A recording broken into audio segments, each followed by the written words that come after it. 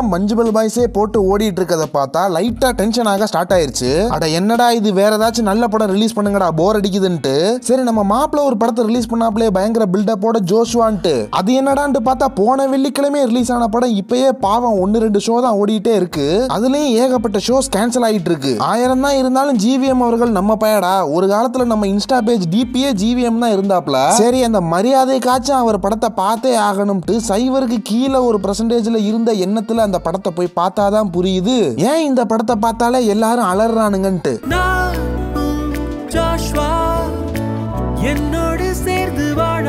ஆக்சுவலா ஜிவிஎம் படம் மொக்கையா இருக்குது எனக்கு புதுசு இல்ல. பட் ஜிவிஎம் படங்கள் வர வர டாக்ஸிக் ஆகிட்டே போறதுதான் ஒரு சோகமான விஷயம். சோ நம்ம அணுவணுவா ரசிச்சிட்டு இருந்த ஒரு டைரக்டரோட ரீசெண்டான படங்கள்லாம் ஆடியன்ஸ்க்கு குட் ஃபார் நத்திங் ஆயிட்டு வர்றது வந்துட்டு ஒரு சோகமான விஷயம் தான். சோ இதெல்லாம் பத்தி தான் இந்த வீடியோ இருக்க போகுது.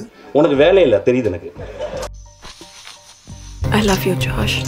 Bye, Malia. நீ வரேன்னு தெரிஞ்சதுக்கு அப்புறம் இல்ல.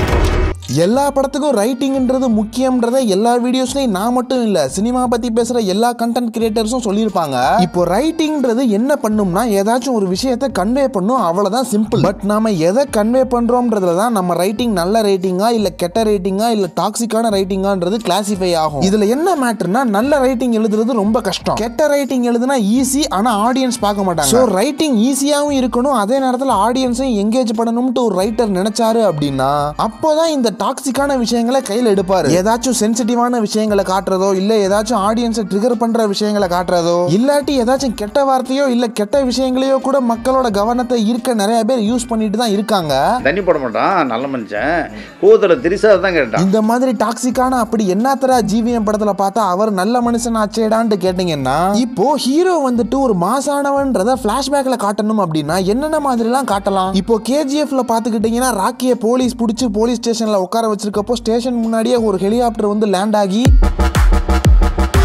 அப்புறமா கீழே விழுந்த சிகரெட் எடுத்து பத்த வச்சுட்டு இது ஒரு மாதிரி மாசான ரைட்டிங். அதே போலீஸ் ஸ்டேஷன்ல இன்னொரு கேங்ஸ்டரோட என்ட்ரன்ஸை செம்ம கிளாஸா பார்த்திருப்போம். லைக் படத்தோட அரை மணி நேரத்துல வேதா வேதா வேதான்ட்டு வேதா பத்தியே பேசிட்டு இருந்துட்டு வேதாவை பிடிக்க ஒரு போலீஸ் குரூப் கிளம்புறப்போ வேதாவே போலீஸ் ஸ்டேஷன் வர்ற மாதிரி, அது போலீஸ் ஸ்டேஷன் தானா தெரியல ஏதோ, ஆனா இந்த ரைட்டிங் ரொம்பவே கிளாஸா இருக்கும். ஆனா இதே மாதிரி ஒரு போலீஸ் ஸ்டேஷன்ல பிளாஷ்பேக் என்ட்ரன்ஸ்ல வேதாளம்ல கிரிஞ்சு கலந்த ஒரு மாசான ரைட்டிங் இருக்கும். இருந்தாலும் போலீஸ் ஸ்டேஷனுக்குள்ளேயே போலீஸ்டே காசு வாங்கிட்டு போலீஸே காப்பாத்துற ஒரு கேரக்டர்ன்ற மாதிரி இன்ட்ரெஸ்டிங்கா ஜாலியா தான் இருக்கும். பட் இந்த ஜிவிஎம் படங்களை எடுத்துட்டா என்னை நோக்கி பாயும் தோட்டால இருந்து அச்சம் என்பது மடமேடா அப்புறம் இப்ப இந்த ஜோஷுவா வரைக்குமே ஹீரோக்கு ஒரு பில்டப் ஏத்தணும்னா ஹீரோயின் லூசுத்தனமா போய் ஒரு பிரச்சனையில மாட்டிக்குது, இந்த லூசை போய் ஹீரோ காப்பாத்துறப்போ அப்படியே அவருக்கு பில்டப் ஏறிடுது. ஹீரோக்கு பினான்சியல் பிரச்சனைகள் இல்ல, ஹீரோவோட பர்சனல் லைஃப்ல எந்த ஒரு பிரச்சனையும் இல்ல, ஹீரோக்கு பேஷன் பிரச்சனையும் இல்ல, ஃபேமிலி பிரஷரும் இல்ல, ஹீரோக்கு வேலை கிடைக்கிற பிரச்சனையும் இல்ல. ஹீரோ ஒரு பொண்ணை லவ் பண்ணாரு, அந்த பொண்ணுக்கு தான் பிரச்சனை, உடனே அந்த பிரச்சனையை தான் பிரச்சனையை ஆக்கி ஓட ஸ்டார்ட் பண்றாரு. அதான் அச்சம் என்பது மடமேடா. ஸோ இப்போ நான் சொன்ன மாதிரி இருக்கிறதெல்லாம் பிரச்சனையே இல்லை, எனக்குமே ஏஒஎம் வந்துட்டு பிடிக்கும் தான். பட் என்ன பிரச்சனைனா அந்த படத்துல இருந்து தான் ஜிவிஎம் அவர்களோட ரைட்டிங் ரொம்ப இரிட்டேட் ஆக ஸ்டார்ட் ஆச்சு. யாருக்கும் தெரியாம தலைமறைவா இருந்து யூபிஎஸ்சி எக்ஸாம் எழுதி பாஸ் பண்ணி ஐஏஎஸ் கிடைச்சும் வேண்டான்னு சொல்லி ஐபிஎஸ் தேர்ந்தெடு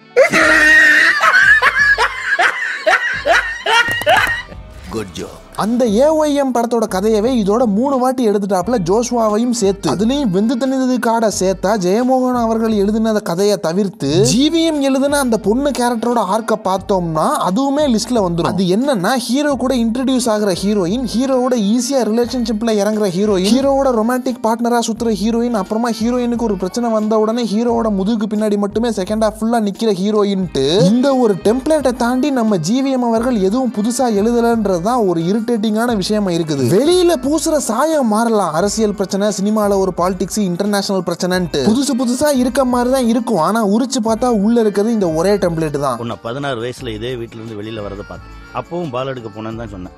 அப்போ அவங்க கூட 10 பசங்க விளையாடிட்டு இருந்தாங்க. இப்போ நீ தனியா விளையாடிட்டு இருக்க, ஏன்னா அவங்க எல்லாம் வேலைக்கு போயிட்டாங்க. ஆனா நீ மட்டும் அதே இடத்துல அப்படியே இருக்க. ஜிவிஎம் படங்கள்ல ஒரு ஹீரோயின் வருதுன்னா அது ஏதோ ஒரு பிரச்சனையோட தான் வரப்போகுது. அதுவும் படத்துல இன்ட்ரடியூஸ் ஆனதுல இருந்து எண்டு வரைக்கும் ஹீரோவோட காலை சுத்திட்டே தான் தெரிய போகுது. ஆர் இதை அப்படியே வேற மாதிரி கூட சொல்லலாம். ஜிவிஎம்க்கு படத்துல வேற ஏதாச்சும் கண்டென்ட் தேவைப்பட்டுச்சுன்னா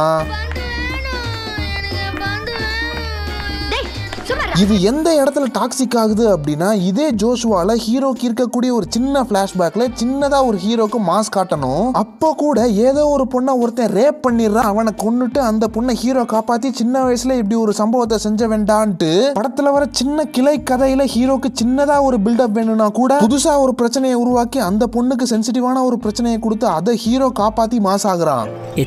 இப்படின்ற மாதிரி ரைட்டிங் எரிச்சல் தான் ஆகுது. இது இப்படியே போச்சுன்னா போக போக ஜிவிஎம் ஹீரோஸ்லாம் ரான் விஜய் சிங்கா தான் மாறுவாங்க. தி சேவியர் ஹீரோ டம் ஹீரோயின் அப்படின்ற இந்த ஃபார்முலா போதும் எரிச்சல் ஆயிருச்சு. டம் ஹீரோயின் ஏன் சொல்றேன்னா ஹீரோயின் ரொம்ப டம்மா இருந்தா தானே ஈஸியா அவங்கள பிரச்சனையில மாட்ட வைக்க முடியும். இதெல்லாம் எந்த அளவுக்கு டம்னா ஊரே ஹீரோயினை தேடிட்டு இருக்குமா. அந்த நேரத்துல அப்போ நைட்ல தான் ஒரு பிரச்சனையில இருந்து தப்பிச்சு பக்கத்து தெரு வந்து காரு உள்ள லைட்டை போட்டு உட்காந்துருக்குமா. நம்ம எல்லாம் சும்மா காருக்குள்ள உட்காந்துருக்கப்பே லைட்டை போட்டு உட்காந்துருக்க மாட்டோம். இதுல இதை வந்துட்டு ஊரே தேடிட்டு இருக்கப்போ லைட்டை போட்டு உட்காந்துருக்குமா அவங்களும் ஈஸியா தூக்கிட்டு போயிருவாங்களாம். ஏன்னா உள்ள லைட்டை போட்டு உட்கார்ந்தா தானே ஜிவிஎம்க்கு கேமரால ஹீரோயின் மூஞ்சி தெரியும்.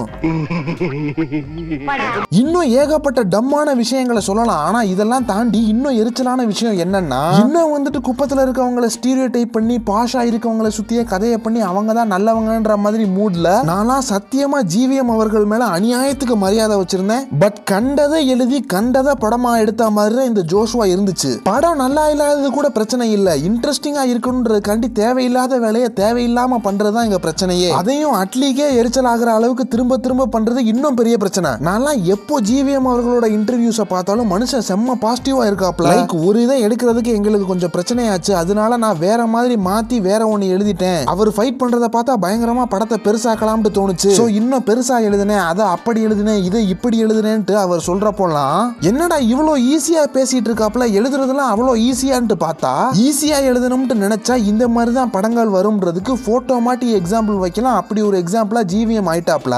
சோ இதுவும் ஒரு கவலைக்கிடமான விஷயம் தான். என்ன பண்றது, நம்ம ஜிவிஎம் அவர்களோட மைண்ட் என்ன ஃபார்ம்ல இருக்குதோன்னு தெரியல. ஆக்சுவலா ஆரம்பத்துல இருந்தே ஜிவிஎம் அவர்களோட எல்லா படங்கள்லயுமே ஹீரோயின்ஸ் ஒரே மாதிரி தான் இருக்காங்க, அதுவும் ஒரு மாதிரி டம்மா தான் இருக்காங்க. சோ இதெல்லாம் பத்தி வேற ஏதாச்சும் வீடியோல பாப்போம்பா. இன்னைக்கு இது போதும், ரைட்டா? ஊழல் கட்சிகளாக நீங்கள் குறிப்பிட்டுள்ள கட்சிகளும் அதை சார்ந்த கட்சிகளுடனும் நாம் கூட்டணி வைக்க மாட்டோம் என்று நீங்கள் பகிரங்கமாக அறிவிப்பீர்களா? அறிவிச்சுட்டா போச்சு.